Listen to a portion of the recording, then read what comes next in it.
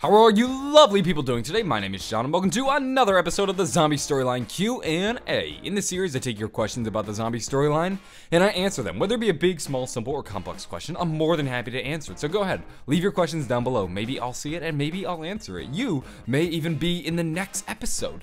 Before we begin, I just want to give a quick shout out to Billy Weiss. I've been promising you one for like 2 weeks now. Here it is, buddy. In addition to that, a new thing we're doing in the Zombie Storyline Q&A is that you can now submit your questions via Twitter. So first link in the description is a click to tweet button. If you click this button right here, it'll take you over to a tweet. You just fill it out, you write in what you want your question to be, ship it off, and then I will see it. It's probably the most direct and best way to get a hold of me, and that is one way you can submit questions. Another way you can do it is to leave your questions down in the comments below. I will also be reading all the comments. Without further ado though, let's get rocking and rolling. Kicking things off, we have a question from James Newman who asks, why is Nikolai always drunk? P.S. Thank you for taking the time to read all the comments. Love your vids. Thank you, James Newman. I appreciate your comment just as well. Why is Nikolai always drunk? Well, we have to look back at his World at War character bio, which states, early in his career, Nikolai had quickly made his way through the party ranks by killing the next man in line and marrying politically. Ultimately, his aspirations came crashing down when his fifth wife mysteriously died while cleaning his axe with her neck.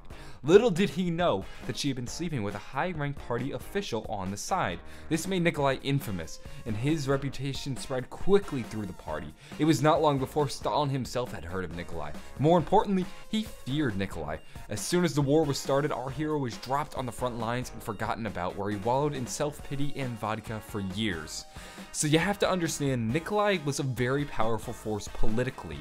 He was working his way up the social ranks, and you have to remember the kind of leader Stalin was. If there was anybody sort of in the same vein as Nikolai who was gaining a lot of power very quickly, Stalin always got rid of him. Most notably Leon Trotsky, who was second fiddle to Stalin when Lenin was in charge. So you have to understand that Stalin removes anybody who even remotely could challenge him. So this is why he pushed him onto the front lines, and then from there, you can just guess from sorrow and disappointment, this led Nikolai to a life of drinking, and that's why he is always found drunk. Moving on, we have a question from Evan Tate, who asks, what is the difference between Argatha and the Aether? So the Aether and the Argatha are two separate universes, if you can imagine them in the same way that Origins, Mob of the Dead, and our universe are all separate universes. They act independently of one another, and there are ways you can actually get between the different universes. So Argatha. Argatha is this hollow earth. If you've ever heard of a hollow earth theory, it's basically like that. Like there is a world inside the earth. In this world is where the Vril live. The Vril are a highly advanced race of people. Aliens, I guess, would be the proper term to describe them as. We don't exactly know what they are. There are theories that the people of Shangri-La are actually enslaved people of the Vril, although this has not been confirmed. But for all intents and purposes, Argatha is this hollow earth world where the Vril live, and the Vril are of course a highly advanced race of people who are responsible for much of the devices in the zombie storyline. Most notably would be the Vril generator that is essentially an infinite source of power. Now as we move into Argatha, Argatha is a little bit harder to get your head around. If you could almost imagine it like a spirit world, it's not exactly a physical realm, although it is a realm in its own right. This is where people can go. For example, Richtofen was in the Aether when he had control of the zombies. Samantha was transported to the Aether from the teleporter, and then you can also get into the Aether by using the MDT pyramid. The pyramids are of course vehicles.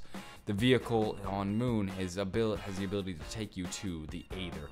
Now when you're in the Aether, you are in a sense physically there, but you're more spiritually there than you are physically there, and you actually have the ability to create tangible effects on the rest of the universe. It's very complicated, it's really hard to get your head around, but that is basically the Aether and Argatha in a nutshell. We're gonna end things with a question from Daniel Abzaid, who asks, how did the zombies get on the moon? Well, the zombies got on the moon because the moon has large deposits of element 115, which is of course the element that reanimates dead bodies and creates the zombies. Well, Richtofen had actually discovered the MDT pyramid on the moon when he was experimenting with teleporters. He was accidentally teleported to the moon.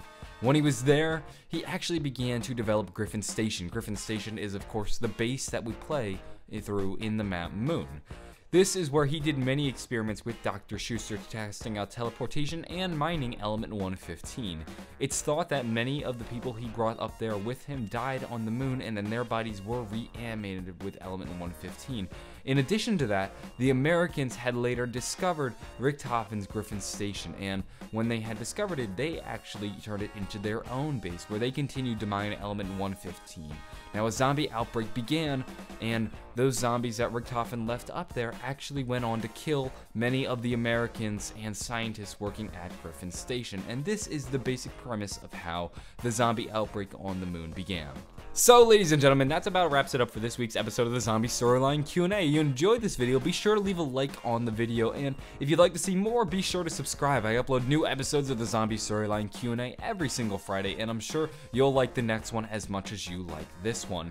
If you'd like to submit a question, go ahead, leave a comment down below, or you can click the first link in the description. That is a click to tweet button. Clicking this button is probably the best way to get a hold of me. I check my Twitter all the time. You just fill in the tweet, tell me what your question is, ship it off, and you may even be in the next episode. I'm gonna go, have a wonderful night, and bye.